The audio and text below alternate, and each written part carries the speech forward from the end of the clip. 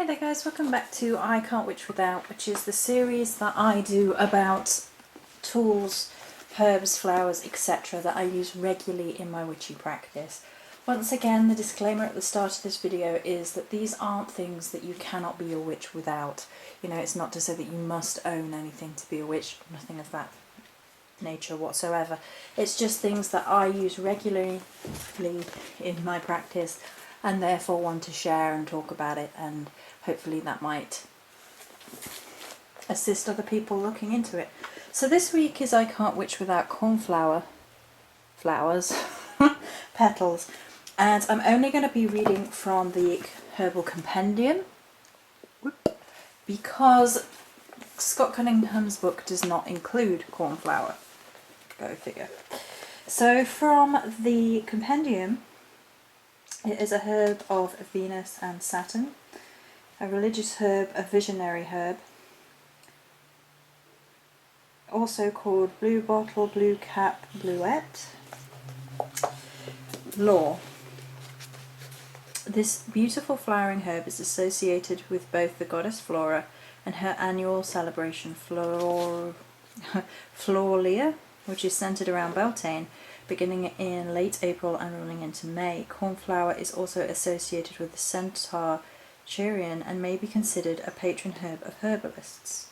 In the Master Book of Herbalism, we are told that cornflowers may be filtered through 3 layers of blue linen and then ritually consecrated beneath the full moon with a moonstone, and then it may be used to bathe the eyes, bringing an increased sense of clairvoyance, enabling one to see creative forces of the universe. The beautiful blue colour of petals lends their use to handmade ink. These flowers may be used to decorate a temple or otherwise to assist women, giving honour to the mother of all nature. The flowers may be also used in the ritual cup. Okay, so for some odd reason, a lot of the books do not include cornflower. I have no idea why this is the case. I'm glad there was at least a point of reference from the Herbal Compendium. And the lore is very light about cornflower. I'm not entirely sure why that is, but it does mean that I can sit here and at least give my feelings and interpretations and how it makes a difference in my crafting, in my witchy path. Cornflower is probably the first or second most frequently used herb in my practice. In my practice. The rose being the other. And obviously it's a beautiful herb, but for me it has something of the divine and something of the magical energies, as well as something of the crone energy.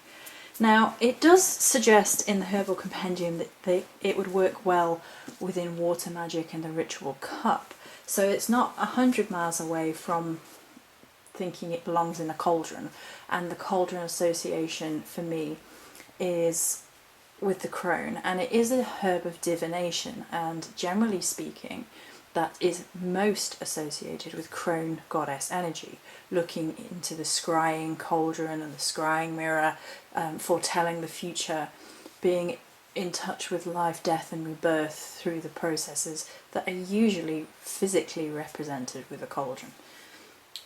And for me, there is just something of the crone energy in this flower, and therefore associated with everything crone energy is. Wisdom and death and rebirth, and obviously divination as the, you know, the anointing the eyes with it suggests from the compendium.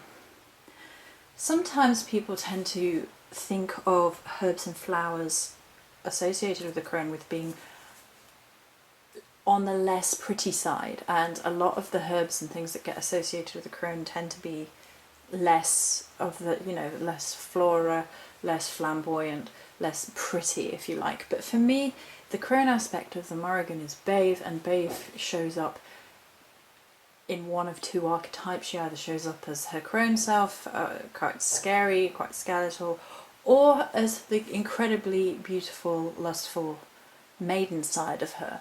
And because there is this constant flowing energy of the Morrigan flowing in between each of the aspects, it's impossible for me to disconnect one from the other.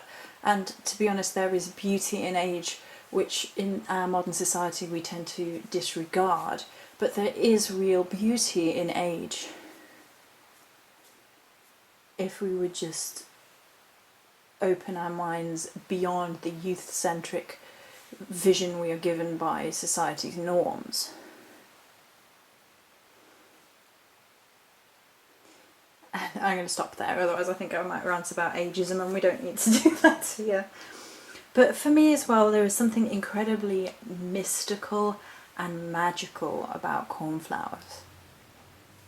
I don't know if it's the nature of a blue flower, perhaps. For me, that's something it's very rare to see in England.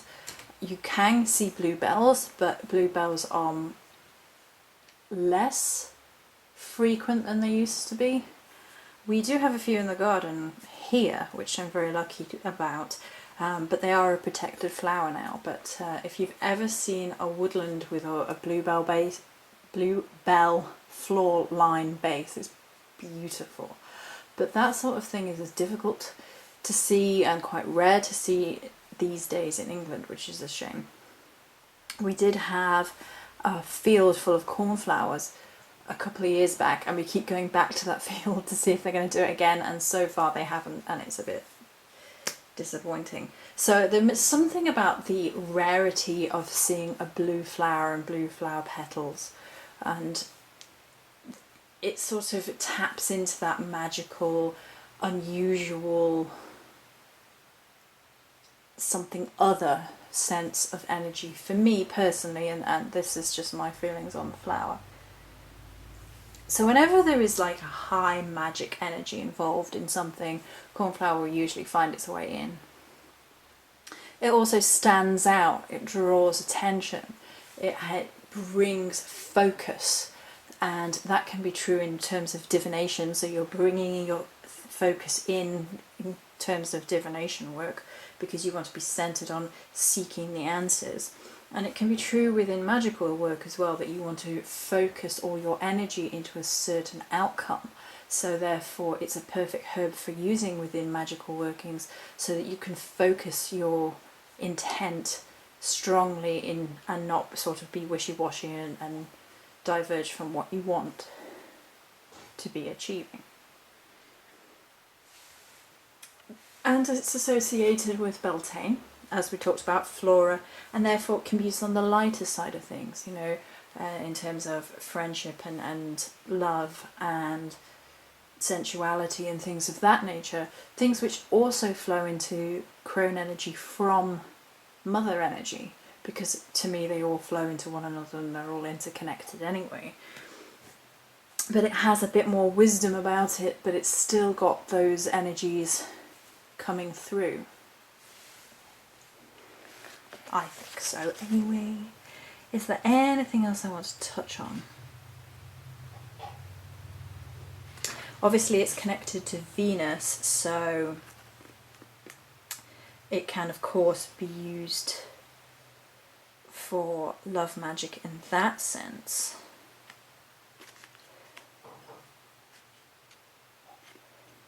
Just trying to think, is there anything else?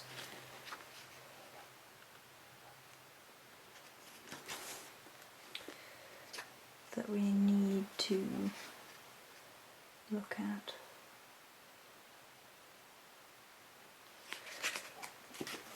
One moment, let's just go through things.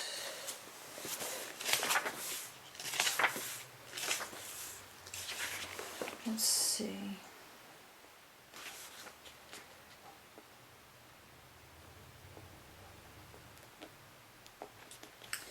Okay. Cornflower is a flower also of Saturn. I'm just going to read you this bit from the book. Saturn herbs help us achieve maturity. So that makes sense within terms of crone energies that I feel. They teach us patience and demonstrate that our attachments to things or unhealthy dependencies on people's attitudes or situations will hold us from achieving our dreams. So wisdom, moving on with our lives, moving forward. What is needed to transcend your limitations. Ritual work with regards to manifestation.